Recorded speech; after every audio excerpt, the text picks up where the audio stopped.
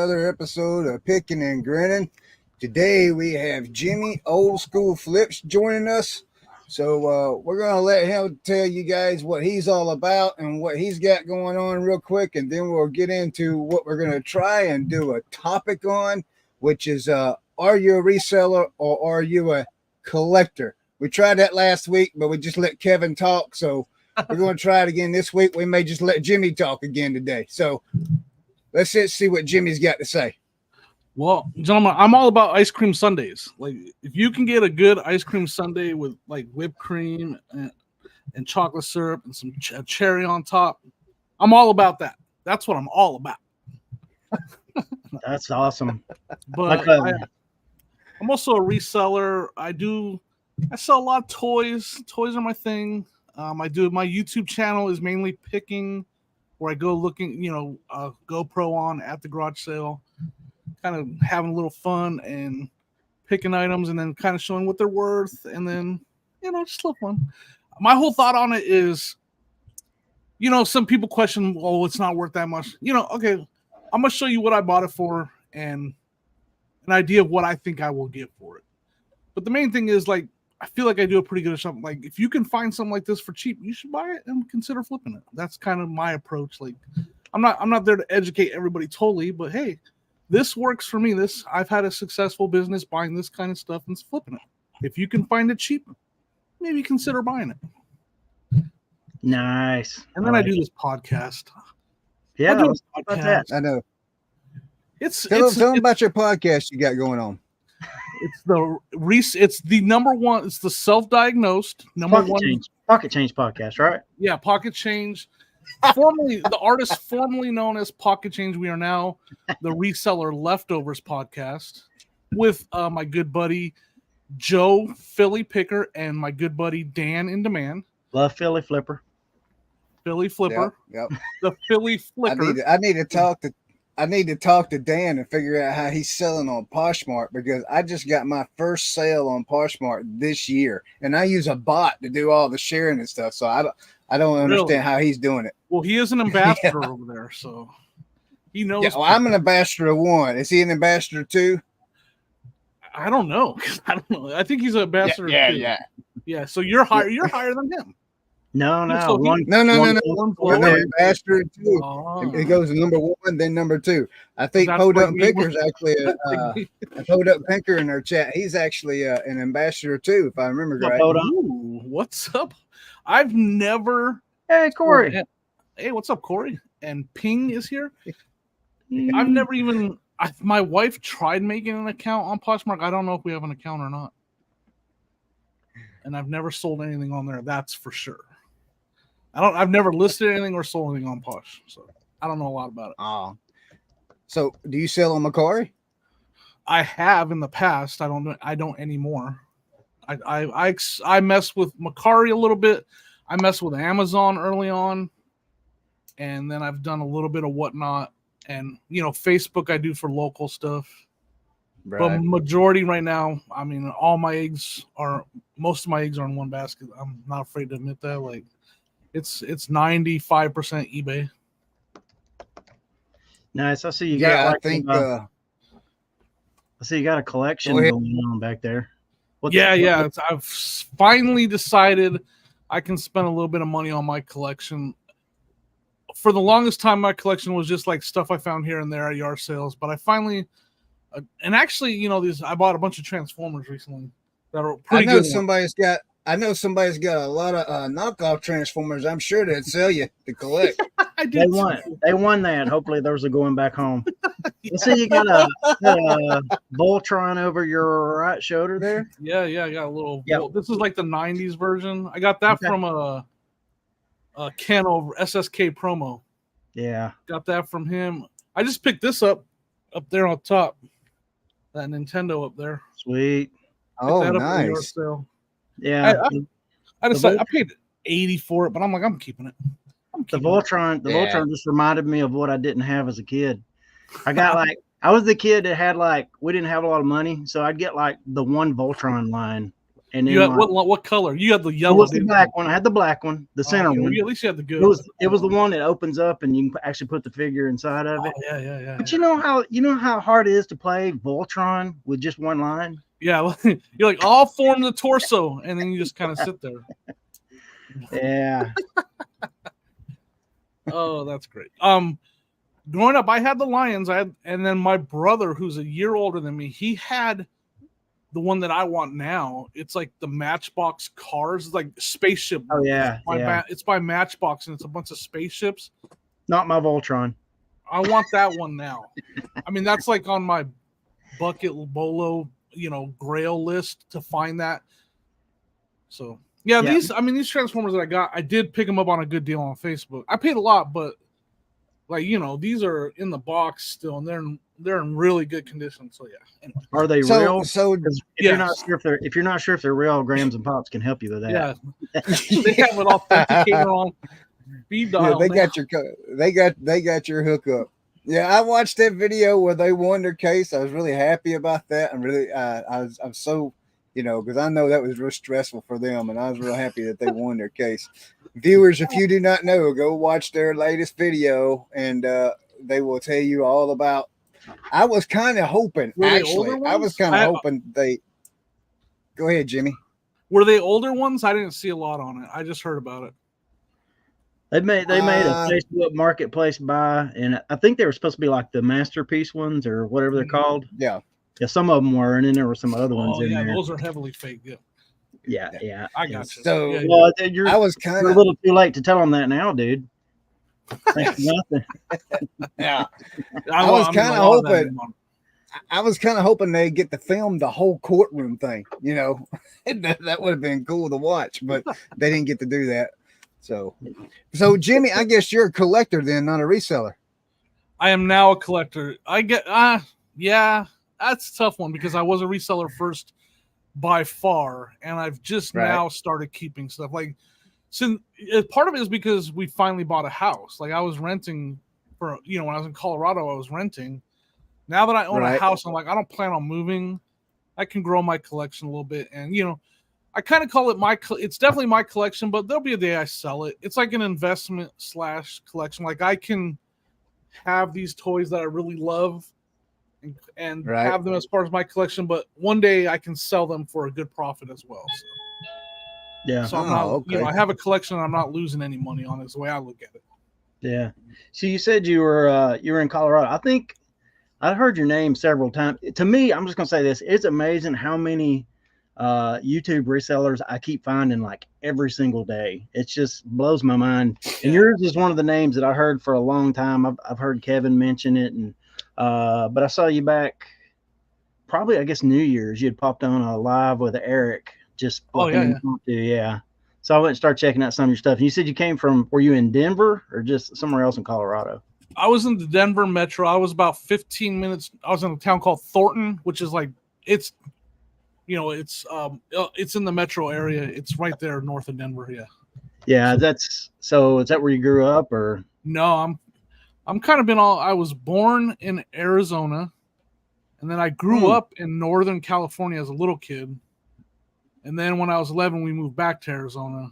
And then I lived in Arizona for 22 years. So I guess I'm kind of from Arizona, but I have that 10 years of my childhood in Northern California. And then you wound up in Ohio. Yeah.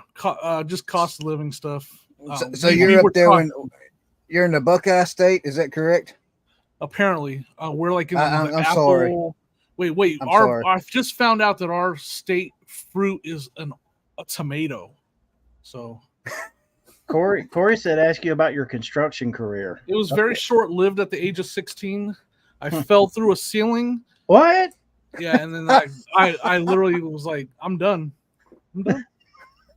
Yeah, I stepped on they had me cleaning out insulation in an attic, and I stepped on a nail. I couldn't get the nail out of my foot, and I was like sitting there and I was like balancing on this 2x4 with my foot in a nail, and I finally got the nail out of my foot, and I fell over through the ceiling. Yeah, fun stuff. Hey, there is a question. There is a question here from Susan Phelps. How does eBay evaluate your seller level, net sales or gross sales? I know the rest. Jimmy, you I want to don't- answer that one? I don't even know that. I don't even know if your seller level is affected by the number necessarily. I think it's more It's more about shipping stuff on time. yes. Is the number one thing that I know. Yeah. Getting your labels scanned on time, getting your items shipped out the door on time. Yep. Return. I think does your return percentage have anything to do with it? Well, I was having that conversation with my son today. We were trying to figure it out. I guess Let's see. I'll tell if you right click on now it, what it the tells you criteria everything is. right there. So you got let's see, you got transaction defect rate. Whoa, take it easy with that talk, bud. Which is mean the transaction defect rate is the percentage of your total transactions that had one of two defects. Note that these defects often measure how satisfied your buyers were with a transaction. We don't count more than one defect per transaction. Then you got your late shipment rate, which is if you ship on time and upload validated tracking, or your buyers tell us the shipment was on time when they leave feedback, you're all set. Then case closed without seller resolution. That's pretty plain and simple there. Then tracking uploaded on time and validated. That's good.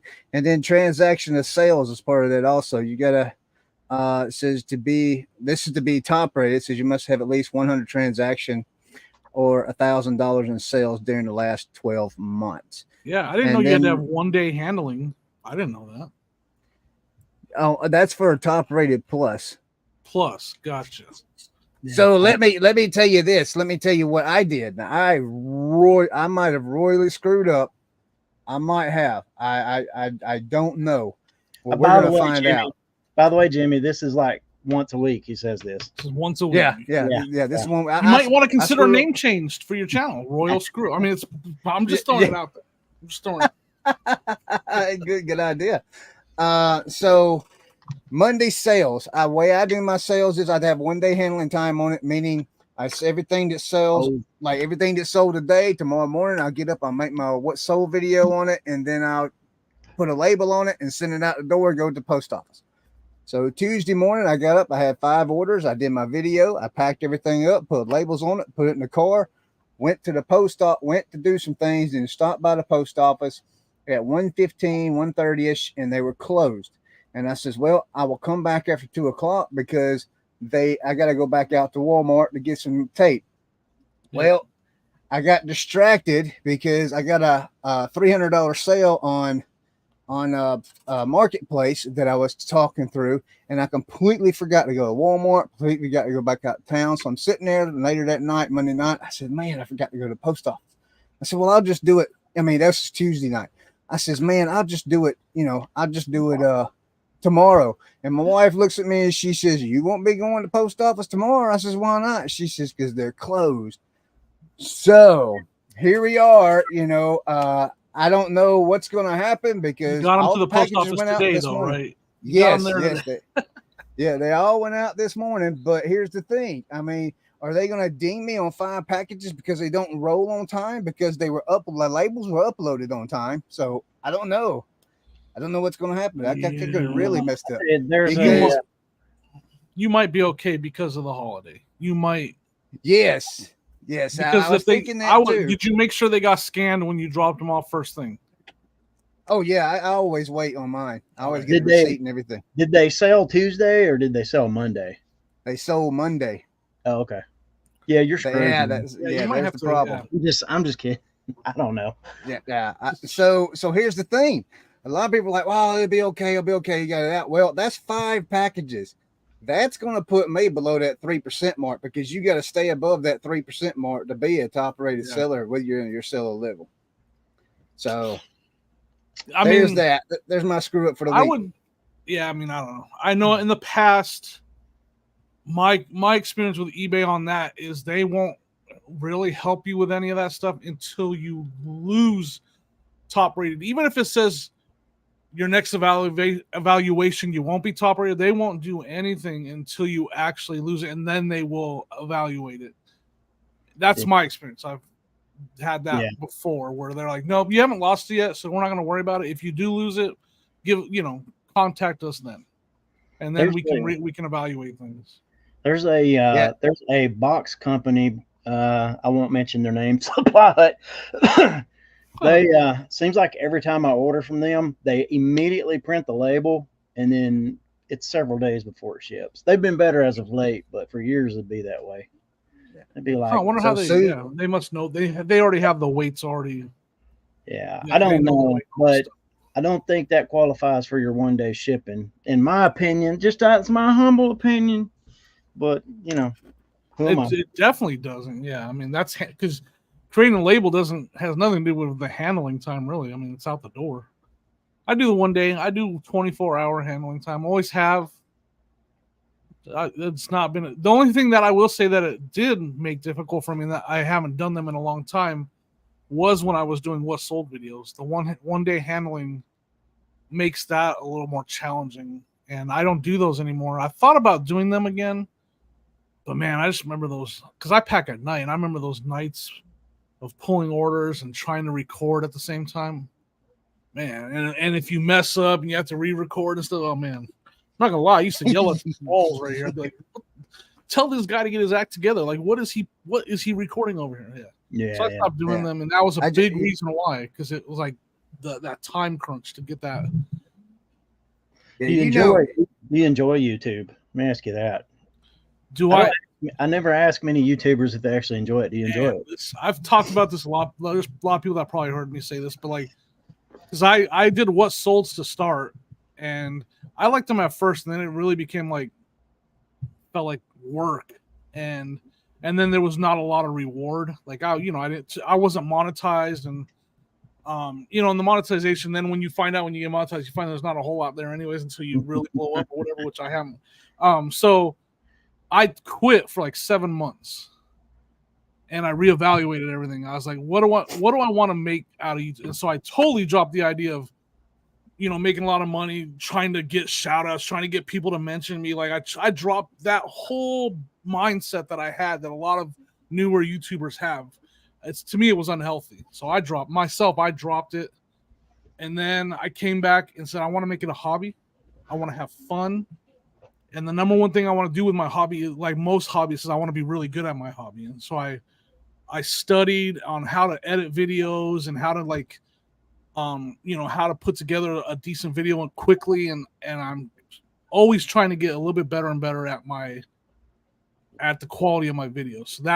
And when I came back, I did way better, and I enjoy it way better, and I really enjoy the picker style videos. I know a lot of resellers like the what solds, but for me and creating, I love doing picking. So yeah, when I came back, picking and edit, and I enjoy it. I enjoy it a lot more. I found it's easier to do thumbnails for picking videos than it is for what sold videos. Yeah, I'm now finding out that that's the latest thing I'm working on, is improving my thumbnails and titles and spending. And I've gotten some really good advice from like Rod Picking and Punching. Yes, that's who's helped me too. Yes, to spend, and I kind of I got to witness some behind the scenes firsthand with Kevin, and like how much time and thought goes into his thumbnail and title. It's not just slap something together. Like there is time spent, on that, quite a bit of time. So I'm working on that now, like spending more time on my thumbnail and title, not just slapping something together. Right. I liked your latest one, the I panicked. Yeah. That was because that video wasn't my best video. Like as far as picking, I didn't buy a lot of stuff at those sales, but I had that guy ask about the GoPro, so I was like, this is a good little opportunity to talk about that a little bit. Have a little fun with that. So let me tell you what happened. He's talking about Rod. So I was on Cat and Nurse Flipper show the second time. And after the show went off, me and Rod stuck around. We was talking about my channel. This is not a very big channel at all. And he was teaching me how to grow it. Because he opened up my channel and he told me right off the bat, he says, I know you suck. You absolutely suck. That's what I thought. Have he you was ever gonna tell me, I like? ain't gonna Have you lie. considered a name change of ice? Yeah, I hate I told him. I everything's said, okay except your titles, your pictures, your face. I hate your face. yeah. I told him, I says, now I'm a big boy. I can take any constructive criticism you get. I just tell me what it is, and I'll work on fixing it. And he says, it's your thumbnails. He says, off the rip, it's your thumbnails. Yep. And so he's pointing me in the right direction of some videos of some content makers of watching them on how to do the thumbnails. And let me tell you, the first 4 videos I did after that with the advice that I got, I've got less than 50 views on each one. And I'm like, what? What is going on? Because I was getting over 100 to 200 views on my videos. And I'm like, what's going on? So I messaged Rod, and Rod says, well, you can't read the writing in the thumbnails. Because you know how you're supposed to not have the thumbnail busy. You're just supposed to have one little caption and that's it. Well, my writing was so tiny that you couldn't read on the thumbnail. Yeah. So I had That's to, definitely. I learned to blow that up, so. That's what I made that change a while ago to just a couple big words in the thumbnail to draws their eyes. Then the title's got to be right there with it. The titles where you are more wordy, but that it's all like that whole hook isn't just the thumbnail, it's the title, and then it's that first 10-15 seconds of the video. So Yeah. By the way, if anybody's watching and you're not subscribed to Old School Flips, go subscribe to his channel. Also subscribe to his podcast he does with Philly Picker and Dan and Demand called Reseller Leftovers. Go click on that. I think you guys, where are you at on that one now? Do you know? as far as The subscribers. like Go help them out. That's the point. 340 something last time I checked. We got to pump those numbers up. Come on, guys. If you're We listening, get good views though. I've like my channel, Old School Flips, 10,000 subscribers. That's awesome. I love every one of them. But I'm getting right now. I'm struggling to get 2,000 views. Like so that to me that's harder. That's like a harder pill to swallow. That man, I have that many subs and I can't get people to watch. Where Leftovers 340 some subs, but we are getting 430, 450 views on every single episode. So like we're getting more than our subscribers to watch it. So people are tuning in more. So we only have 300 something subscribers. We have 400 and something regular viewers every episode is breaking 400. So that's a lot. That's pretty cool. Like I've never been in that situation where more viewers than subs. Yeah. It's really all about views. I told Kevin that I have he's packed with me every morning for the last 4 or 5 years, however long he's been on YouTube, and your guys' podcast is the same kind of thing. I think you got the formula down. You got your kind of slightly curmudgeon guy, you got the slight kind of straight guy, and then you got the slightly neurotic guy, and that mix creates some fun moments.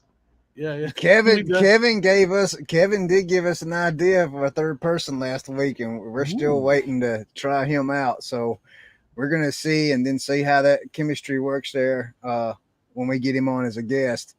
But I want to talk about something real quick. I just got this email, so I don't know if I'm getting an email late or something. That this is, I guess, it's breaking news on Macquarie. This says new. Can you guys see that? New at Macquarie AI. What does that say? AI powered cross listing. When I read the email, it talks about how apparently you can cross list through Macquarie. It says calling all pro sellers. Listing across all platforms is tedious. That's why while harnessing the power of AI and our newest feature for sellers, now you can import up to 3,000 of your existing listings from other marketplaces like eBay, Depop, and Poshmark in just a few clicks. This feature is not yet supported in app or mobile web. So I guess what they're saying is if you have items in eBay, you can import from Macquarie from eBay. You follow what I'm saying? Is that making any sense to you guys? Yeah, that's very interesting. Like that's a bold move, Cotton. Yeah. Yeah. They're saying we don't care if you have it on eBay, bring it over here too. I mean, actually, that's like really. Oh, if you have it on eBay, well, why don't you? We'll help you get it over here.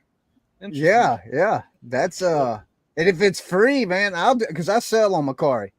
Ever since, I'm going to tell you something. A lot of people's give McCory a lot of flack and a lot of hard time.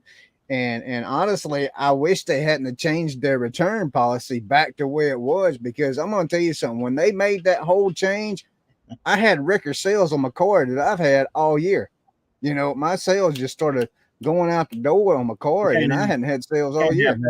We can't have that. Huh? We had to turn that off. We got to get rid of that. Oh, Now, I want to yeah, know, is it just a one-way thing, though, or is it going to be like I'm taking it from what you said. It doesn't sound like it's a bonanza where you just Right. connect it and then it just list and delist. That's what, if they could do that. I want to know, how come bonanza nobody else can, you know? Ask Kevin. Right. Ask Kevin. That's his. Oh, he's the owner. Yeah, Kevin knows all about Bonanza. I actually sell on Bonanza quite a bit, believe it or not. I don't use Bonanza. I don't. Yeah. Oh, let's see here. Oh, dude, it's super easy. That's the easiest one out there. You don't have to do anything. And apparently, if you're Dave, you don't even have to ship it when it sells. Yeah. I don't. Cross listing just isn't. I've tried it. It's not really for me. And as long as I have a crazy death pile like I do, which is on purpose, it's by design. I want to have a lot of stuff. I want to always have stuff to list. I'm spending plenty of time listing on eBay, and the stuff sells on eBay pretty well. Like, I know I can probably get a couple more sales a day, but I feel like the time and effort is better spent just getting that stuff that needs to get on eBay on there. Yeah. For me, we talked about, for me, my experiences. And I'm sure if I spent a couple hours a day cross listing, maybe I'd get a couple more sales, but yeah, I don't really have to. I want to tell you, I'll tell you what the game changer was for me. And this has only been the last couple of months. And I'm going to give a shout out to Grams and Pops of Vintage. Me and Corey had a conversation about how they list their items. They do a dollar amount, which is $500 a day versus an item amount.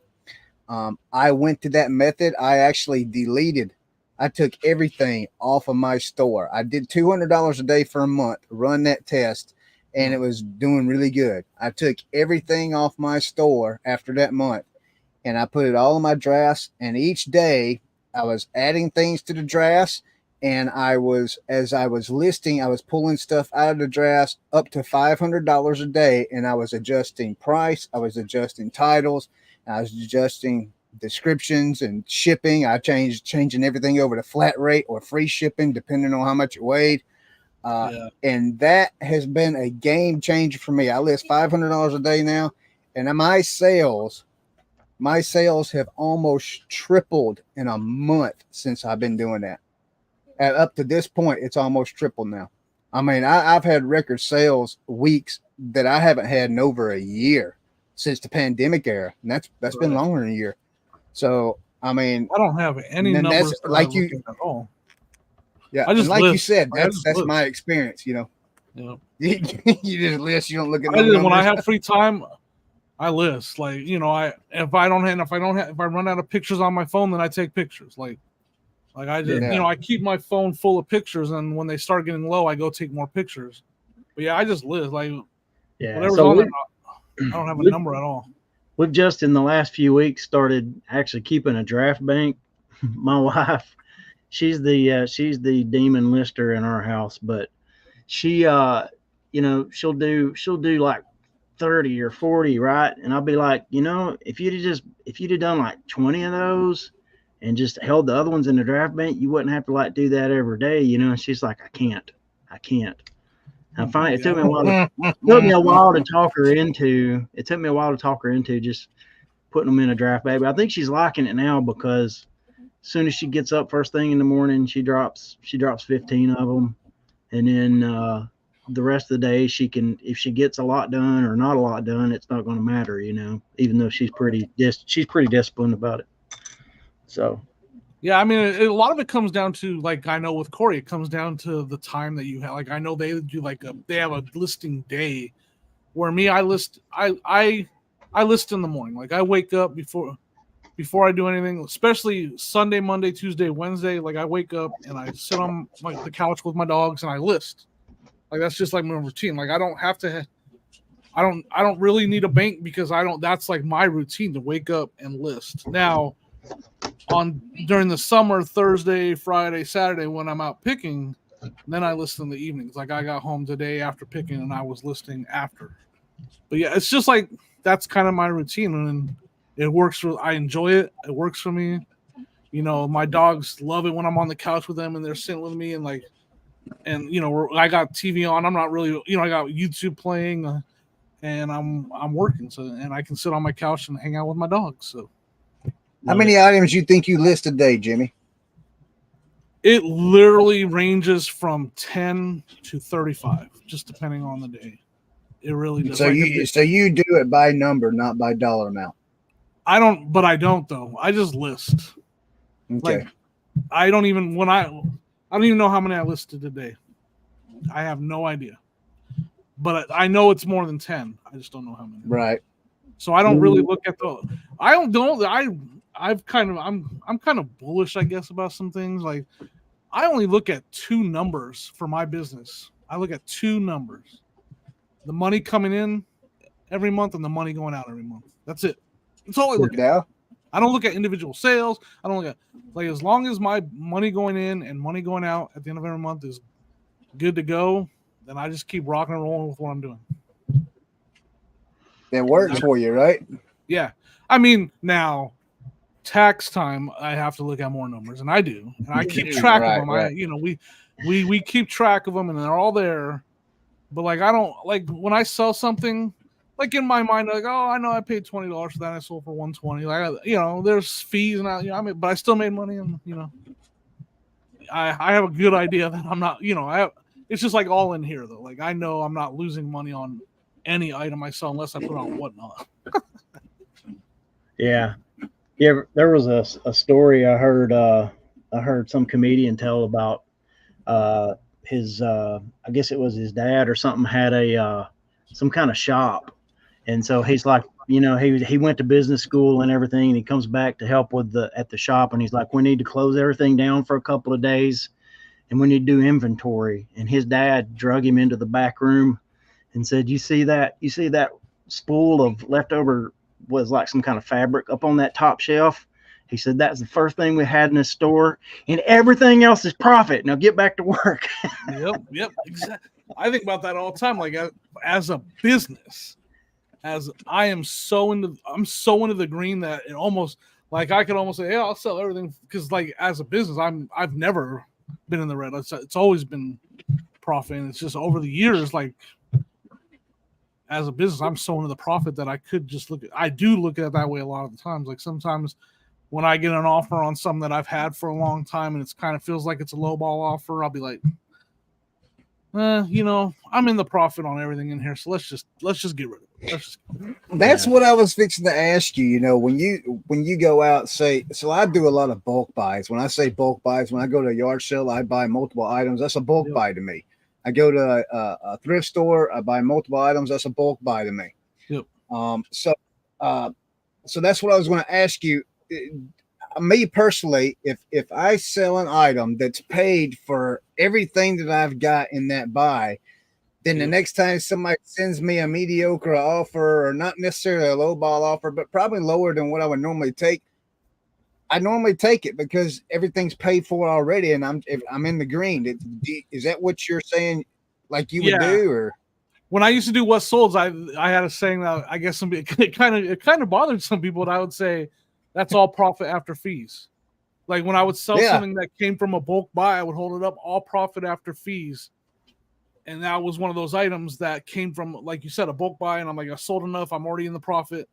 So I would say, but yeah, you know, when I'm doing a deal, that's numbers I look at. Like when I'm doing that deal, I do to get the deal done, though. It's kind of weird how that's like a reverse, how you look at it reversely. When I'm doing the deal, I want to know how much per unit. Like I want to know what I'm paying. Like I just bought a record collection, a really good one, but I want to know. And so it came to like $6.14 per record that I paid.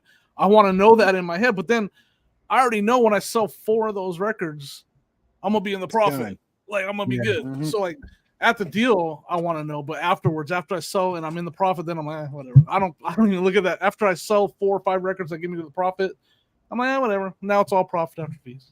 Yeah, we did. Go ahead. No, go ahead. I was just gonna say another thing No, on offers to consider that I always look at, especially on someone's order. If you get an offer and you feel like it's a low ball offer, check those comps again. Oh my Yes. gosh, how many times I've gotten an offer, I'm like, no, that's actually a really good offer, and I'm taking it because I checked the comps again. Yeah. Yeah. I was gonna say, my wife and I, we kind of approach it the same way too. We buy a lot of just marketplace buys of, like, we do Playmobil a lot. We sell everything, but we kind of specialize in Playmobil. Oh, that's interesting. So we'll find a collection and we'll go buy it out. Like earlier this year me and my son drove to West Virginia and picked up like 14 totes of Playmobil. And then there was another time we went and picked up 10 totes.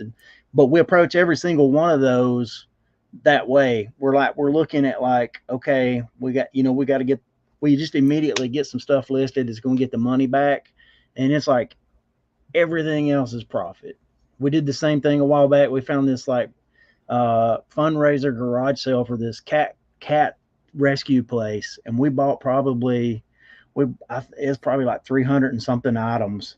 And it immediately started listing stuff. And it's like, and in about 5 or 6 days, it's like, okay, we're in the clear. Anything else from here on out is just profit. And I know that's a good feeling, right? But yeah. Cool. That makes me think about I do like an express listing is what I call it. Like, and I learned this from because I was a printer. My first career was printing. I ran a print press, and then in printing, after sheet gets printed, it goes to the bindery where they can either fold it, drill it, cut it, whatever needs to be done to the form, they'll do it in the bindery, right? Well, we started having issues with our turn time. Like, man, some of this stuff is taking too long to get out the door, and like our managers were all over us, and so me and a couple coworkers came with this idea, like, there's stuff that we print that's ready to go out the door right off the printer, but it goes to the bindery and sits there in line till someone looks at it, right? Like, it just goes to the cutter and sits there till someone decides, oh, this doesn't need to be cut. Send it. And so I was like, how about we just make a red cart, like paint it red, and if the printer can look at the sheet and say, oh, this doesn't need to be cut or drilled or folded, let's just put it on the red cart and they can go out the door, right? That's how I list now. Like, if I get something in my house that is picture ready, doesn't need sticker removed, doesn't need cleaning, doesn't need testing, like, it's ready for pictures and ready to go, I picture it right there. Like, let's go picture it right now. Like, it's done. And let's get it in my phone and ready to be listed, instead of putting it in my death pile with stuff that needs to be cleaned and tested and stickers removed and washed. Like, why put it there to sit with that stuff when it's ready to go? So I do that, especially this time of year when I'm out at yard sales a lot. If it's ready to go, it's going 2 pictures to have pictures done right away. So anyway. Have you ever got anything in the thrift store that was ready like you're talking about and took the pictures in the thrift store and listed it right then? In the thrift store? No, I haven't. No. Yeah. I've done that on retail arbitrage some, but never. Yeah. When I sold on Amazon, I would do that. Yeah. Same here. There's so a guy. Amazon, you could do it right there because you don't have to take pictures. There's a guy, Osborne to Thrift. Tim. Out of Utah. Yeah. He does a lot of electronic stuff. Now, this has been 3-4 years ago when he was making videos consistently. He doesn't do that anymore. Still alive? Is that guy still alive? I know his numbers on eBay. He would share his eBay numbers. They were amazing. Oh, yeah. There's a quick tip. If you're worried, if you're complaining about your eBay sales and you want to make money, do the stuff that most people don't want to do, and you'll make a ton of money, because that's what that guy did. It didn't matter what it was or how big it was, he'd pick it up and do it. But I seen him list an item. I watched a video where he listed the item in the store, and by the time he got out to his car, he had already sold it. I mean, and that's just, and that's the video. Whether that's really what happened, I don't know, but I don't have any reason to believe it didn't happen, because he's a really good guy, really good fun guy to watch. But like you said, I don't think he does the videos anymore because, they had that baby. Him and his wife had that baby, and he kind of slacked back on the videos. Dang it, stupid baby. But you Hey, know what? ruined it He's for all still of us. now. Hey, he's still selling. He's still selling big time on eBay. I do take a look at his store every once in a while and look at what he's doing, and he's doing the same thing at the end. I feel like his 90-day total is still right around that really really high number that we're used to watching him have. Yep. Yeah. So you know what, Jimmy, what kind of phone do you? I mean, I'm an Android user. I have like the. What? I have a Oh, no. Samsung Everything I said about Note going and subscribing, 23 Note or something like that. take that back. This one right here. Oh no. Oh no. It's like a Man, that thing's Note. got 5 cameras on it, don't it? Yeah. It's pretty good. I love the camera on it. Yeah. But I use Android and it's a Samsung 23 Plus or something like. It's a big phone. No, I love that. All right, What Corey, we understand. What Susan said. Later, Corey. That's what's great about eBay. Everybody has their own thing that they do, and sometimes you can't. Sometimes you're in a niche where you have to spend time on every single item. Yes, for sure. Yeah. Yeah, For sure. Yeah. jewelry, man. That I try jewelry. Well, I mean, I say I try. If I see a brooch that's got the signed on the back, tagged or whatever, I'll pick it up. And then if I have any issues, I'll just send the pictures Call to Cat Tim. and Nurse I'll Flipper call and she'll Tim. help me out with it. If I see a brooch, I just like to say the word brooch.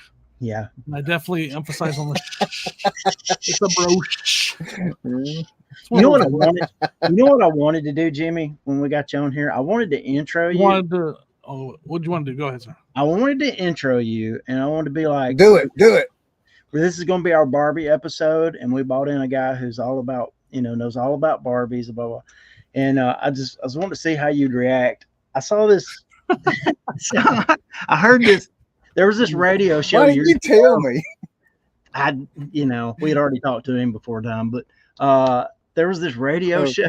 There was this radio show that used to have guests on, and they would start interviewing them, and they would treat them like they were somebody else. Like the one I heard was like they had Carrot Top on, right? Well, yeah. They had Carrot Top on, and when they started interviewing him, you could tell right away. It's like they're pretending like they're interviewing Jim Carrey because they're going like, "Well, all righty then," and just to hear the awkwardness of him trying to answer the question, and he's trying to be kind of nice and not be like, "I'm not Jim Carrey, guys. I have exercised the demons." Yeah, that's funny. That would have been great. Who would you pretend like I was? You would pretend like I was a Barbie expert? Yeah, I was going to pretend like you were a Barbie expert. Who's a Barbie expert? I don't know any Buffalo Picker used to be, but he doesn't. Now he's dead. Well, oh my goodness, Rachel Strickland, she's a Barbie expert. Oh, is she? I did not know that. Yeah, she's a Lego expert also. And a Lego expert, and those are two that I stay away from a lot. I definitely don't know. I'll buy a Barbie if I look it up and it's worth money, but I will never buy a Barbie without looking it up unless it's one I've already flipped because they are so hit and miss. Like they're like the Hot Wheels. Wait a minute. You know who the Barbie experts are? They was just in here. Grams and Pops. Grams and Pops. Oh yeah, they Barbie experts. Yep, they're Barbie experts. I think they tell you they're not experts. experts. Like, what are you an expert at? Let's hear that. Buffets. Like you got to put the when you get your plate, you got to grab two of them. You can rest one right there. Are we talking buffet, country buffet? You go straight to the pies. You don't eat dinner first. You dessert first. So yeah, but like pizza buffet, country style, Chinese. What's your? Are you just all of them? Yes. Okay. All right. Golden Corral, man. Golden Corral. No. All right, Jimmy, you got a Golden Corral up there? I haven't been to Golden Corral in like 15 years. Is it even around? Ain't it Golden Corral? I haven't been since I found somebody's false teeth in the. No, I haven't been. I haven't been to Golden Corral in a long time. But I've been there. I haven't been in a while. I don't even know if ain't it Golden Corral? The buffet, Golden Corral, ain't that? Yeah, no. I mean, I've been there. Ryan's. Oh man, our Ryan. We used to when I was young, we hit that Ryan's, and I thought this is the greatest place on planet Earth, right? And then the older I got, I'm like, this is the nastiest place on planet. No, what Well, about hey, That dude's picking stuff up with his hands. Oh my God. Brad, now y'all got one now not in your area, but up in Pigeon Forge, there's one called Black Mountain or Black something buffet. That building is huge. It's I've been to Pigeon Forge wait, once. I've been to Pigeon Forge once in my life. where's Pigeon Forge? Gatlinburg. Tennessee. Yeah. You're not far from it at all, Jimmy. I didn't. That's a cool. You're name. not That's a far city. from it. What? Where are you at? What part of Ohio are you He's in in? Ohio. I'm not quite smack dab in the middle, but I'm close to smack dab in the middle of Ohio. So Just does that north of mean you're a Columbus. Buckeye fan now? I am not. No, Oh, Don't. thank God. but I'm not. I'm never big into college sports because it's not as big out west. It's just not. Like it's not. You a Broncos fan? Oh, I'm a huge Broncos fan. Yes. All right. Yes. Oh, I mean, son, I you should got y'all have friggin- worn my. I'm a Hold on, let me Dolphins go. fan, and I enjoyed that can of that we opened up on you guys this last year. That was fun. Yeah. You guys. Yeah, that was. Boy, hold on. I gotta go get my hat now. Hold on. All right, do it. Oh, Yeah. I was hoping he was a Broncos fan so I could bust on him about that Dolphins win. Of course, they both watched the Super Bowl from the same place this last year. look at Todd. What do you know about that shark Look tooth, at baby? Todd. Hey, yeah. Oh wait. Well then I gotta Oh, go. got the shark tooth. I got Got other the ones. short too. tooth. Hey, This is the. This look is here, the- Jimmy. Larry says that Sonya got y'all free desserts at a barbecue place in Cincinnati. Which one? Oh yeah, that was a good. Oh, what was that? Was like some banana. Oh my gosh, yes, that was good. Was that like? What else did we get? I remember the banana pudding. All Where's right, that, all Chris? right. Look at Mine- y'all breaking out the shark tooth. Mine's a better team though. Debatable. I got a friend. Hey, you know, who's I I sold who's a huge shark Broncos tooth. fan. I sold the shark tooth Dallas for $85. I wouldn't. You could. I didn't know you could give them away. But all right. Yeah. Yeah, Oh my God. I have see. quite a few good Broncos hats, and that's one thing from the day I started picking. When I found a vintage Broncos hat, I kept it. So I probably have 6 or 7 really good ones that I kept, and they're not. Yeah, going Todd. anywhere. There's some good barbecue places in Georgia too. Todd We sold me have a- Todd sold me an awesome rug. Check this out, guys. Check out this rug Todd sold me. You found that? Todd, Where'd over you here, Thacker, in the comments there. He sold me that rug. Really? I have a Well, how Miami about that? Dolphins raincoat. Did I tell you about that? I saw that. I was wanting to That buy ring. that hat from you, but I got to The get price that. is going to be going down on it soon. I had to shoot for the moon on it. Yeah, you should. Hey, Jimmy, in case you do a lot of hats, I got a marketplace on District also called Hatify, where it's nothing but hats. Any kind of hat you want to put on there. Any kind. I do sell a lot of hats. I have a lot of hats listed, and I have a lot of hats that I need to list. I'm Yeah, kind check of it out. I should go check again though. There's the whole cross listing thing we talked about. Yep. Yeah, they don't have a way to cross list over there. You just have to physically do it, you know. And I Yeah. guess you can't really do live on Android on there because I was gonna do some lives, and I don't think Have they got the Android app yet? no, there's no app yet. No, I was trying to figure out how to go live, and I didn't do a lot of research, but I don't know that you really can very easily if you can at all. So that's why I haven't gone live on District yet. Yeah. Thank you, Silverhair. Pete, I'll Appreciate it, Todd.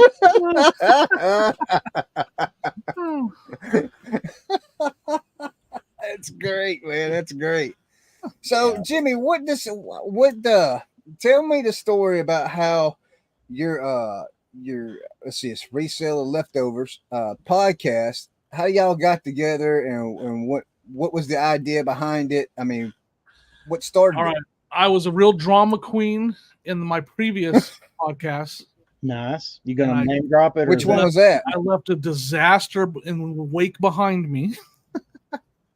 I used to be on the Reseller Clickbait podcast. If you go back and watch some older episodes, And then Okay. I was kind of a free agent. And when my talents became available, like LeBron James. Come on. Yeah. I'm not lying. The day I was like, I want to do a podcast again. The decision. Joe and Dan posted a video saying we're starting a podcast and we're looking for a third member. It was the title of their video. Now, I called them both right away. I was like, I want to be on your podcast. I want to be on your podcast. And they were like, well, we were actually doing that for our buddy Mike because they used to do a live together with the guy, January House Mike. And it was like they were just doing it as a joke to try to get him to join them, like, to be part of the podcast. And I was like, all right, well, if Mike doesn't join you guys, consider me as your third host, right? So, and the next week we were recording. Mike's just got a really busy schedule, so he wasn't able to do it. So I was like, hey, and it's been their biggest regret is bringing me aboard. Yeah. It was seamless because actually I thought it was your podcast. No. Dude. I am literally just the talent. Oh, yeah, there you go. Oh, okay. Yeah. Okay.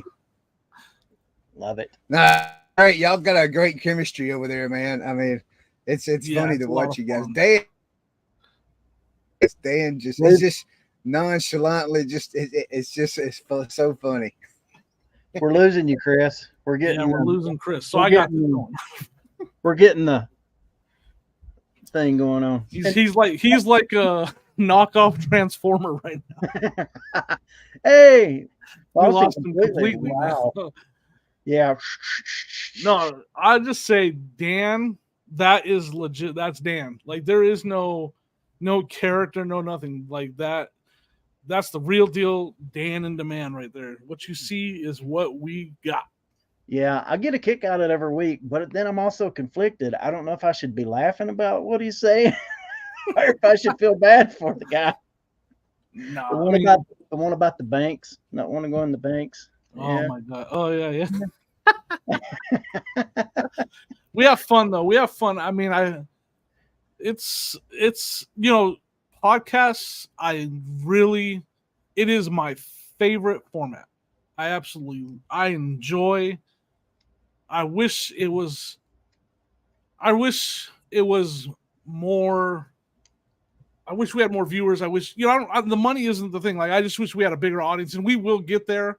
I wish there was more people enjoying. Maybe we're not that enjoyable. I don't know, but I wish there's more people enjoying what we're doing. But when we sit down and record, I have a blast. Like I look forward to it. I hope you guys can tell when you watch it. Like I'm just having fun. And every podcast, even Clickbait, when I was on there, that was fun the entire time. I had fun every episode, every time. I had fun, and I still do have fun. Awesome. I love it. So tell us about Philly Flipper though. Did he sell shoes all the time? Is that Philly Picker? I watched the show where it's like Philly Flipper is out of Florida. I was joking when I said Philly Flipper. Wait a minute. That was a minute. Video. Wait a minute. Who's the other guy? Philly Picker or Philly Flipper? Yeah, the guy from Leftovers is Philly Picker. That's Joe, Picker. Also known as Random Joe, Philly yeah. Picker. Random Philly Picker. Yeah. That's Joe. So like back in the day, Joe, Dan, and Mike used to do a live show like we're doing right now. Every Wednesday, I believe. Those guys were great. I mean, I used to tune in every week. They just like what we're doing. I was laughing every week, and then they stopped that, and they were gone for a long time, and then they were trying to come back with the podcast. So yeah, but Joe's a busy man. He's got young kids and he's got a full-time job. So he represents our part-time, the part-time crowd. So it's always good to have that. You got to have that perspective. Like that, I think that's a huge part of it is like when we start talking about his, some of the things that make it a challenge for him to list and to pick because he's got a lot going on. So, but there's a lot of resellers that are in that same boat, and it's important to hit and talk about that kind of stuff because I was there once. I was part-time once too, and it was was a challenge. Yeah. And by the way, if you're listening, no disrespect. I knew who Philly Picker was. The Philly Flipper thing was a joke from a Kevin video. Yeah. So Oh, yeah. That was someone thought because Joe was in one of Kevin's videos and someone commented, "Oh, I love Philly Flipper." And then another person replied, "That's not Philly Flipper. That's just some random Philly Picker guy." And so we had to bust his chops a little bit about that. Oh yeah. So you're into reselling, you're into collecting. What else you into? You into sports, I guess? A little bit. Yeah, well, I mean, I love. Yeah, I'm definitely into mostly pro sports. I never really got into college sports. I'm with you. Huge football fan. Baseball's tough for me. I tried watching the Blue Jays this year, and then they suck, so that really was difficult. Yeah. And the NBA is okay. I'm a huge Suns fan because I lived in Arizona for all those years. So, but football's number one. Broncos, I don't miss a game. Like every Sunday, I'm watching the Broncos. Sunday ticket, dude. Then. Yep. Now I am. When I lived in Denver, I didn't need it, but now I need it. Me too, man. I'm a Sunday ticket guy. What's the Broncos going to do this year? What's their record going to be? I don't think it's going to be great, but I'm excited for the future. Like I don't think there's talk that they fixed it right away. It's going to take some time. Like Bo Nix is going to take some time. I think he's going to be. Jimmy, I think he's going to be good, but it's going to take some time. Susan says you remind her of Carrie from Trash to Cash. Carrie, all right, that's a huge compliment. Carrie's my buddy, man. By the way, Carrie's going to be on next week. Is he? Yes, next week on this show, Carrie will be on next week. So Carrie is amazing. I've told this story like I've known Carrie for so long. Back when we were both small channels, I remember we used to talk, and we would follow each other's channels. And I'm still a small channel. He's doing great, but he said, "Hey, I'm gonna go try this TikTok thing. Like I'm gonna go try doing TikTok." And kind of put YouTube on the back burner. And he was like, you should go try it. I was like, and the rest is history for him. Like he took off on TikTok. Like he shot it. And so I remember that was a really smart move on his part to grow what he was doing. But he's coming out here to go to the big card show in Cleveland. I'm going to be up there hanging out with him. So I'm really excited about that. Awesome guy. And Dawn, his girlfriend, she's amazing too. So yeah, it's going to be a good time. Sweet. So you there's a surprise for you, but I don't know if it's going to work out or not. We have a surprise for you. Uh-oh. But is there somebody waiting to get in, Chris? I'm scared. Not yet. No. Should I be scared right now? Yes. No. Surprise. Do I need to? Have the? Here we go. Yeah. All right, here we go. Here we go. Leroy, what's up, man? How you been? Hey, we gotta get it in, Leroy. We gotta get it in. Right there. Three-way. Don't repeat that. Don't. Yeah. Put that on. Someone record that. Edit the three-way. There's our buddy Leroy. Leroy, you missed it. Man, it's good seeing you, Leroy. I was going to call you today and got so far behind with everything else. I was doing church video stuff because I was going to let you know that Jimmy was coming on tonight. You missed it last week. We had Kevin on here, man. I watch I am live background of all of your videos and all of Reseller information videos. You guys are my people. There's nothing. I was upset because I only left one podcast and Jimmy left 3 podcasts, so I had to come on. I didn't know what to do. I was like, how do I not come on? And I've been in every single podcast. I was a host at one point. By the way, I got Information Network.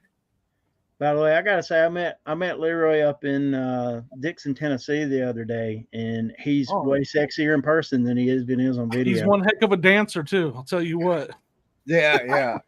Hey, Brad, did you leave him stranded though? I did not. I made sure he had a ride back home, bro. And he gave me goodies. I didn't give him goodies. Yeah. Oh, Leroy, you gotta see the jacket I just found. Jimmy, I really came on. I don't have much time. Hi, Lisa. I really came on to say hello and thank you. Yeah, for sure, man. Yeah. I'm part of this podcast as well. And these guys, I love Brad. I can't stand Chris, and you're the best. So, I when I saw that you guys were on, and I've been watching, I knew you were coming on, and I was like, you know what? I said, Brad, give me the message, because I'm not in the chat anymore. I was like, Brad, give me the link. No, I appreciate you, Leroy. You know, we go way back. Please tell Sonia I said hello. Yep. We got big changes here at Blood, Sweat, and Soul. Big changes. Big. Yeah, it looks like your warehouse is getting empty back there, buddy. No, that's yeah. No, not yet. It's not the new one. Okay. All right. No. But yeah, there's a lot going on. Even with the reselling thing, I don't know if I'm gonna do YouTube videos, but I'm gonna do some segments here, and I'm gonna do some segments on Reseller Information Network. Just on and you could, and I might actually ask you to come, Jimmy, because you had moved. Is it about 600 miles, Jimmy, or is it more than that? It's more than that. Yeah. Yeah. So and did you do a U-Haul? Yeah, U-Haul. Yep. Put the store in a U-Haul. Yep. Store and we sold most of our furniture. Whatever you could fit, and then whatever you couldn't fit stayed. Yeah, and what's good about being a reseller is we replaced everything pretty quickly just by Facebook and yard sales, and yep. Let's stop here because I want to do this I want to do this again, Jimmy, because people don't realize like what's more important, your stove, not your stove, but your washer and dryer, right. Your couch, your washer, dryer, couch, they take up most of your U-Haul. So those gotta go. Like, see you later. Yep. But you know. Oh yeah, PlayStation priority number 1. Yep. That goes on the floor and in between the driver's seat. That don't count. For me, it would be the computer, the Zebra. I have a Zebra. I'm still old school. I got a Zebra. Yeah. My Zebra and my monitor. My number one was my desk. I love my desk. It's not a very big desk, but I love my desk. I'm like, no, we're not. We're taking this desk. It's going with us. So that was my Jimmy, number one. I'm going to ask you when you get a chance. Let me know how far from your back to your wall is. Not right. now. Yeah. All right. Yeah, because I'm setting up my new stuff and I'm trying to figure out. I hear you. Yeah, I'll message you. Yep. So listen, Chris, Brad, Jimmy, I'm gonna jump out. I just really want to give Jimmy his flowers, and Chris, you're doing a great job getting these guys on. I'm very proud of you, sir. Hey, that's Brad, brother. That's Brad, man. Brad's doing all that hard work. Well, I'm not popular enough to do that. I'm very proud of all you guys. If I'm on too long, just like Kevin here, too long, Reseller Information is going to find out, and I'm going to get fired. So I need to leave. I send them super chats so I can stay on the show. I just want to say, I'm honored that we can have the Podfather on the show tonight. Yeah. Oh yes, he is the Podfather. He definitely is the Podfather. I was talking about you, bro, the Podfather. Yeah, I'm not he's the Podfather. You the one that got the hookups. We know who to call if we have problems with anybody. Who?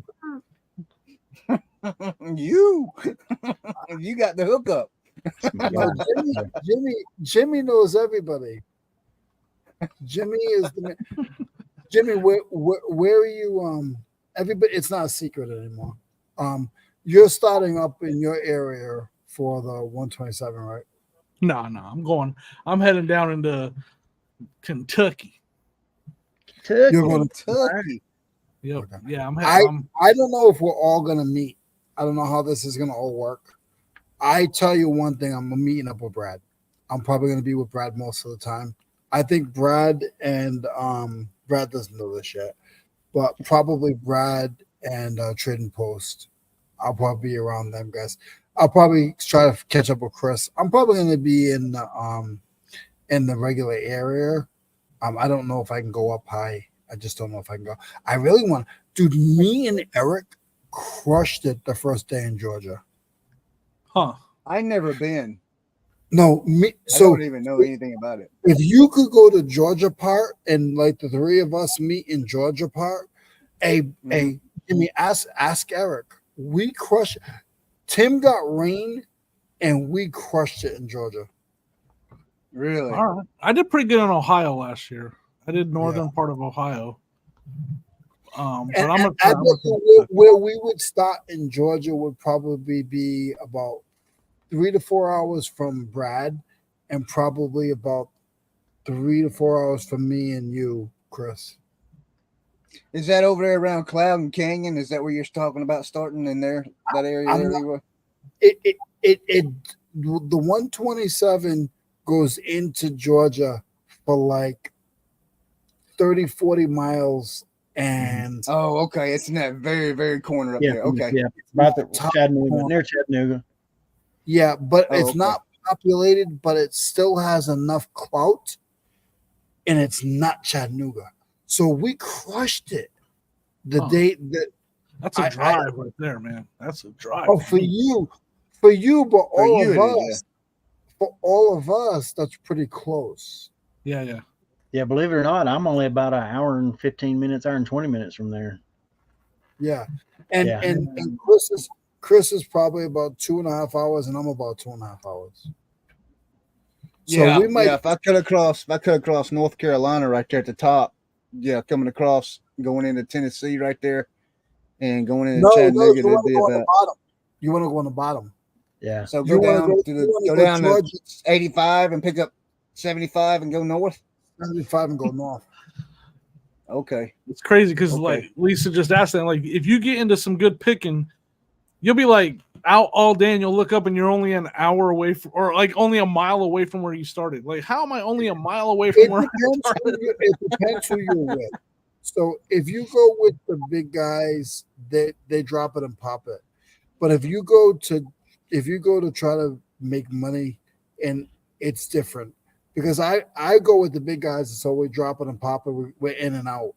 But if you really go pay attention and you comp, man, you can make a killing out there. Drop it and pop it, huh? That's what I do. That's what I do in my nightlife. We don't want to know.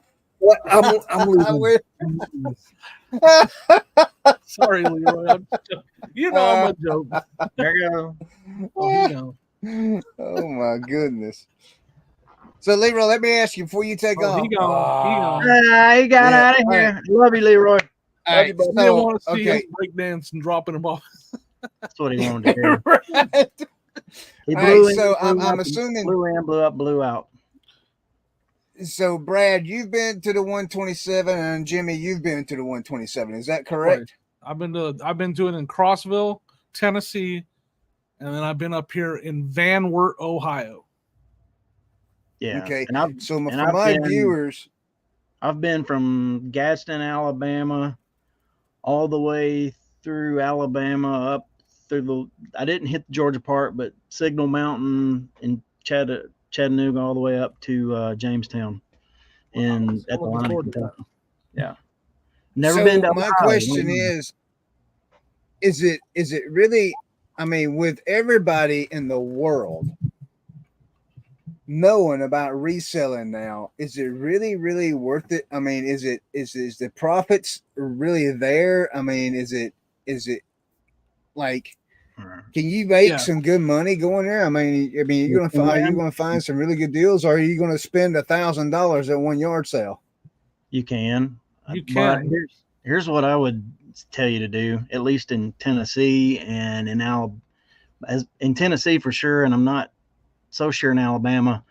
if it starts on, I think what Wednesday is it, Jimmy? It's like Wednesday, Thursday, or is it Thursday, Friday, and Saturday? Wednesday's hit and miss, depending on where you're at. Yeah. Yeah. So go on Monday. That's what we do. We start on Monday, and all the people, like most everybody, is there for the entire week. I'm gonna tell you some of the secrets. I'm gonna tell you one of the biggest secrets I know about highway sales like that. I don't go to the flea market stuff that much because the people that are setting up at the flea markets are picking it. All right. So when you go to a flea market at a highway sale or like a big lot that's set up with a bunch of sellers, when they're setting up, the other sellers are picking each other's stuff. And if someone is there that has their stuff priced low, it's getting picked by the people that are set up next to them. Mm-hmm. So that's why I try to stay away from those. It's very, very, very common. Yeah. But as far as everybody, I mean, not everybody, if there's people, not everybody knows that this is a thing. I'm telling you, not everybody knows. Really? I think, you don't think everybody knows? No. I mean, I know that. I mean, just 5 years ago before I started, I had no idea this was a thing. I had no clue. I was 100% clueless that this existed. And I still go to sales where people are like, yeah, but 5 years ago, that's understandable. It's changed in 5 years. I'm of this belief, and not everybody agrees with me. Everybody thinks that everybody knows every YouTube reseller and what they've picked up and what they've done, and it's just not. The reach is not near as big as what people think it is. I mean, it's sizable, but there are people who do this that don't even know about this side of it. There are for sure. Here we go. Podunk's got a good question here. They're not, but there's a lot of them. I would say most of the sales are still back in the communities at the houses, but there's a ton of dealers too. Yeah, it's all the places. It's the places in between the dealers where you find the best stuff. Now I heard Eric talk about on the Reseller Information Network one day. He was talking about how him and Leroy actually, when they was at, I don't remember if it was the 127 or another one, but they were finding great deals off the beaten path. He was telling the story about he went to some guy's house and there was a barn that it fell in, and the guy was selling everything in that barn, and So I'll tell you my two things. One, it seems like we always do our best work in the first 2 days. Like we go Monday and Tuesday, and after that, it's like we don't seem to find a ton of stuff. In the first 2 days, we do well, and then you go picking on Monday and Tuesday for the 127. Yeah, and there's a lot of sales up. Yeah, a lot of yard sales. People know people are coming through there all week long, and they'll set up all week. Maybe I should drive out east or out west and see if there's anybody in Ohio. Yeah, and then I don't know about Ohio, but in Tennessee and Alabama, there's a lot of people set up. Another thing is, you can find some great deals. There was this place that we drove off the road to, and when we drove up, I'm not even kidding, it smelled like dog crap. You know what dog crap smells like when you get it on your shoe? That's what this place smelled like when you stepped out. And it was like, I don't even want to go up there, guys. My son goes up there, and and there's a box he's looking in. He's been looking for like some Zelda game for like GameCube or something. And it's in there. And he's like, how much for this? And she's like, we want to sell the whole box. And I think she gave him a price like $80 for the box. This box had the GameCube. It had the player that goes underneath that you can play like Game Boy games on. Did it have the disc for that? Yeah, it had the disc. It had all that. It had like a stack of GameCube games in there, and they were good. There was good games in there. There was a Switch with like Pokemon. I mean, did you hit them with the will you take 50? Tell me. It was ridiculous. And then they were like, we'll throw this in too. And it was like, I think like a PSP or something. And it was like, they would do all of that for $100. And I can't remember what he did. But he made the deal, and there was several $1,000s in there, a couple $1,000. So Golly. There are deals. There are deals to be made. Two things. So like, how do I know question. that not everybody knows about this? Let me just go to shopgoodwill.com and look at all the stuff that people are donating still. I mean, there's no way if they knew about reselling, they're donating some of the stuff they're donating. You know, I just picked up a late 70s Star Wars collection, like ships, figures, a giant tote full of ships, and a Ziploc bag full of action figures. And I paid $120 for all of it. And it's got the Millennium Falcon complete in there that is worth way more than that. Oh, wow. And that was the number they threw at me. So I just went with it. There's no way they knew about reselling and the value of that stuff when they came at me with that price. Hate me if you want, but they said that number, and I was like, let's do this. Here you go. So let me ask you this. The Podunk Picker said the 127's in August. Is that correct? The first weekend of August. The first week of August. So like it's gonna be like that literally the first couple days of August this year. Yeah, he's right about that. It's way hot down south. You're gonna have swamp butt in the first 10 minutes. Yeah, you're gonna be sweating your butt off. Oh yeah, it's hot down here, brother. It's hot down here, brother. It'll be that way in Ohio. Sorry. I want to say, hey, it's a couple of people that's come in. We got the Nostalgia Picker, hello, and Eric Resells in here. Appreciate you guys dropping by. Nostalgia Picker used to have a different name. What did his name used to be? And I don't remember his Larry real name. Way Out One. I used to talk to him all the time. What's up, man? He used to have a different name, and we used to talk all the time. I feel bad because I don't remember. I've actually met his sister in real life too, and I can't remember her name or his name. He knows what I'm talking about. Shame on you, man. That was years ago. That was back when I lived in. I mean, that was 4 years ago. It's terrible. I know. I'm an awful person. I apologize. But tell me your name so I can apologize to you. Hey, can you tell me your name so I can apologize to you? You're joking about that, but at church, I pastor a church, and so there are people that I've been talking to for months now, and I knew their name initially, like we did the introductions, but after 4 months, you can't be in the middle of a conversation with somebody you talk to every week and be like, now what's your name? I have to stealth get somebody to go, will you go ask that guy what his name is so I can know what his name is? I know that Flippin' Hustler, he has a song. He's a musician, and he did a video where he sang a song. But if you think about it, I mean, like you said, there's so many people doing YouTube, and there's so many people that have come and gone from YouTube. And like in the last, it's probably been 4 years since I talked to him. I've talked to so many people, and he changed his channel name and everything. But I just can't. Yeah, he knows what I'm talking about. I remember that when he put that song out, that was sweet. He did a video where he sang he has like his song that he wrote, and he sang it. He kind of rapped it. It was cool. Anyway. Hey, I always thought the reason I had a low subscriber count is because there's so many YouTubers out there. No, it's your face, Chris. It's your face. It's my face. It's my face and my contact. My thumbnail. Your content. It's everything, man. It's everything, man. Hey, I'm gonna tell you. I want to thank you so much. When I met Jimmy. Yeah.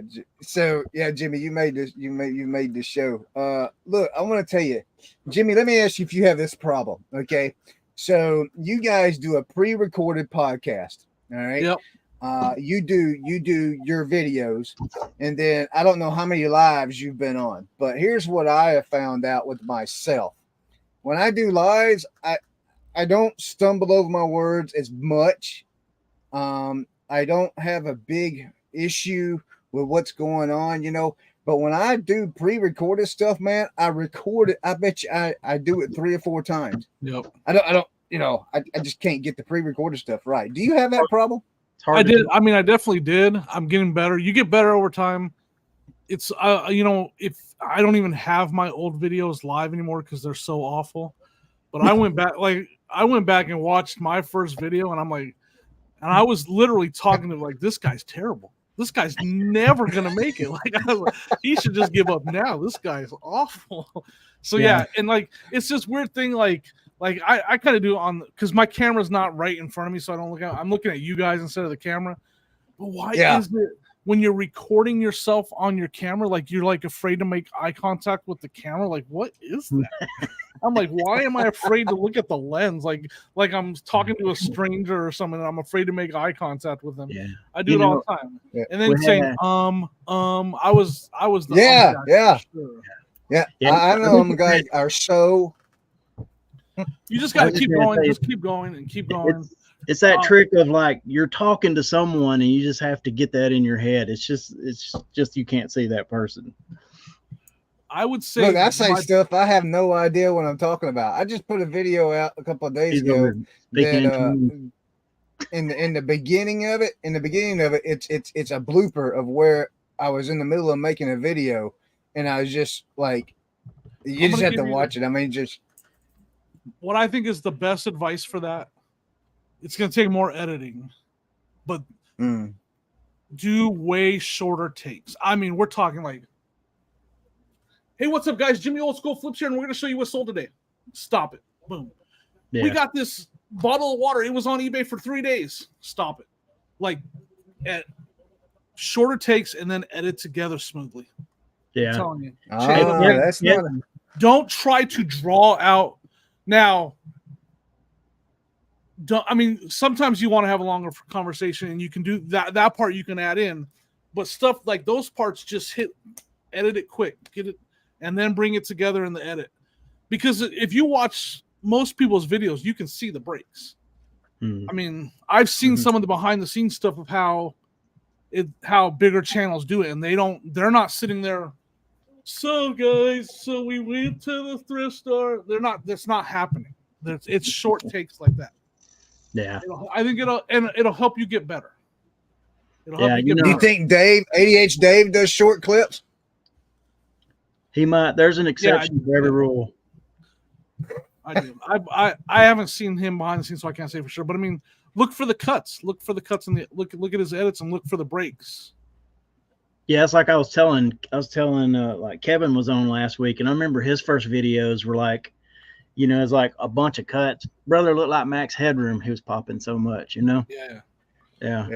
So that's a big part of it. And make sure you keep, don't move your head around a lot. Like when you're doing that, try to stay in the same spot and maybe get a tripod and have the camera still. I don't know. That's definitely better. That's definitely really good for short format, but it can work for longer videos too. And I think it helps you get more comfortable. It helps you. What I do is but I do what you're telling me not to do is I make the long video and then I go back and I cut it all up. I mean, I chop it to pieces bad because I sit there and I stutter over stuff, and it's ridiculous. I used to do a comment.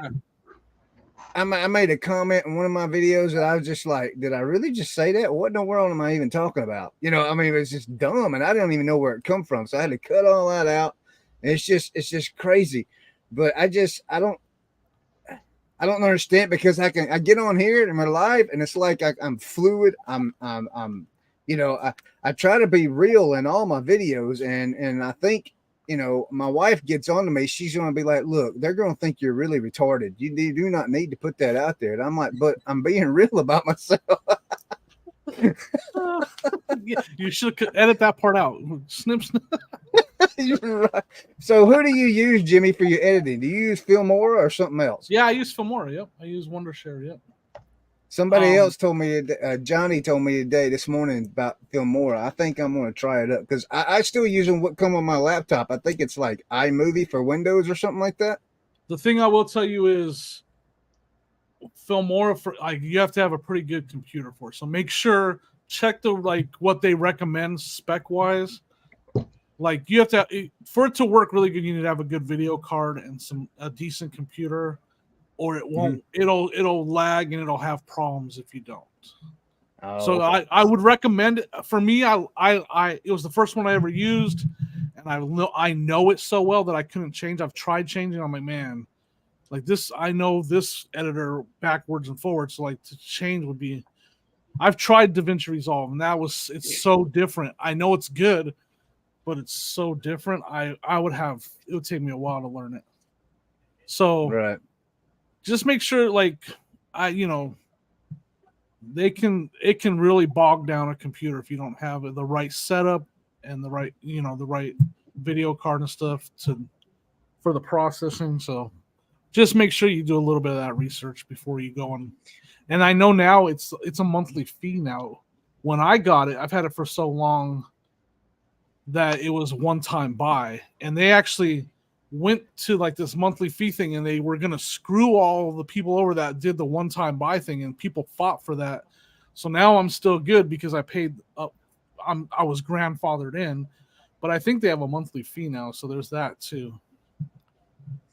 I want to show something. Eric said you can't get iMovie Windows as an Apple. Well, I want to show him something if he'll let me share it, because at the top of the thing it says, let's see here. Give me 1 minute. Speaking of land shark, look at these. It's not gonna let me share it. So when you click on that iMovie for it is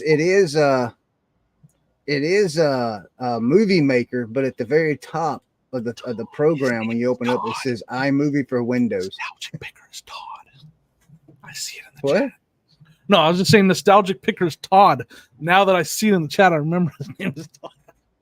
Sorry, I was distracted. I apologize. I tried using an Apple to edit. I think I've said this 1,000 times. It was like trying to wipe my rear end with my left hand. It just wasn't working. Like, I just could not figure it. It just That's what you need a video of. You make a video of that, Chris, you're going to have a hit. What's that? Flop them with your left hand. Yeah. Oh yeah. It ain't getting done right. I'll tell you that. It ain't getting done right. What's up, Craig? Oh my goodness. Yeah. That's like doing the feet pick videos, you know. You still doing that? No, I'm not doing that. No. It's a joke. It's an ongoing joke around here. My daughter, we was riding down the road the other day, and she took her shoes off and put them on my console when she was in the back seat. And I says, "Hold on, man, let me get my phone out." She hid them real quick. Put her socks back on. Keep them feet away from me, girl. Oh my goodness. Well, hey, it's kicking on around 8:30. So Jimmy, I'm gonna go ahead and let you. You got some. You want to let everybody know what you guys got coming up? Yeah, so Old School Flips channel, I am dropping a video every Wednesday morning and every Sunday morning for the foreseeable future because I have a ton of footage. That was my problem last year. I ran out of footage. This year I got SD cards full. I got my external hard drive is full, so I got a bunch of footage. So they're gonna be coming out for a while. Hopefully it doesn't stop. Every Wednesday morning and Sunday morning on Old School Flips, a picker video, and then every Wednesday morning, 10 Eastern, it's the Reseller Leftovers podcast with Dan and the Man and Joe Philly Picker. We are talking about reselling, but we're also talking about sex pillows. I mean, you name it. Hey, y'all gotta do a live show. Y'all have to do a live show. So, all right, that would be fun. Good, no, unedited. I'm sure we don't edit. We don't edit at all. You don't.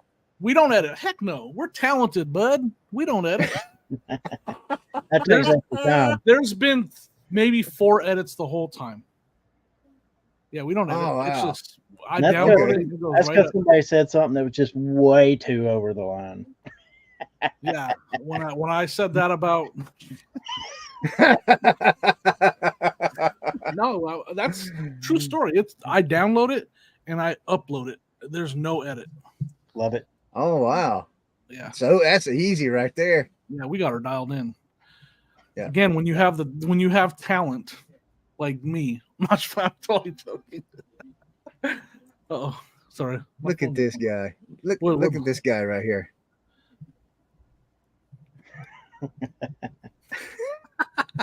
I tell you what, that's man. but like that's one of the things about me. Like sometimes I joke too much. Like that was a joke. Obviously, we just have fun with it. You know, it doesn't take no talent. Oh yeah, we're just having fun. And so when you're that's what makes it great. Less edits. Yeah, that's you awesome. guys are funny. Yeah, appreciate it. Yeah, I appreciate it. We're having a blast. Oh yeah. Brad, what you got?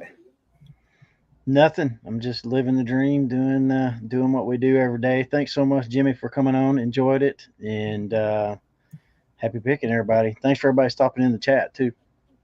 Yeah.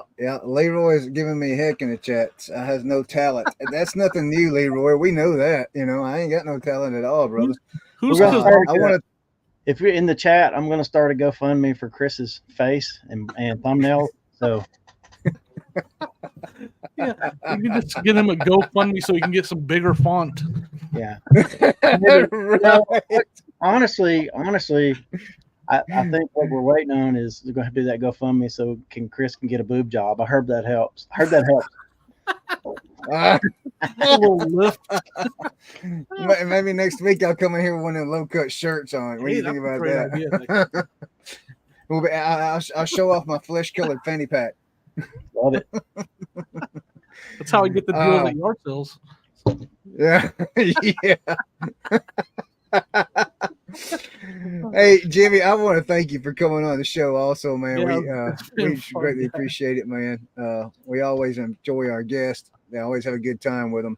But if nobody knows anything about Jimmy, all his links are in the description. You got his podcast link, his channel links, and mine and Brad's links for our marketplaces on District are in the channel. Our eBay stores are in the channel. Our YouTube channel, my YouTube, his YouTube channel. He's trying to be one of the first, or one of the.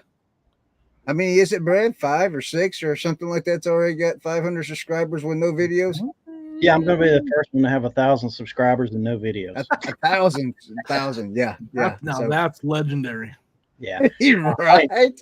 Next week, Carry American Arbitrage is coming on. Yes. Want to remind everybody about that. So, hey guys, thanks for watching. And we will see you guys on the next one.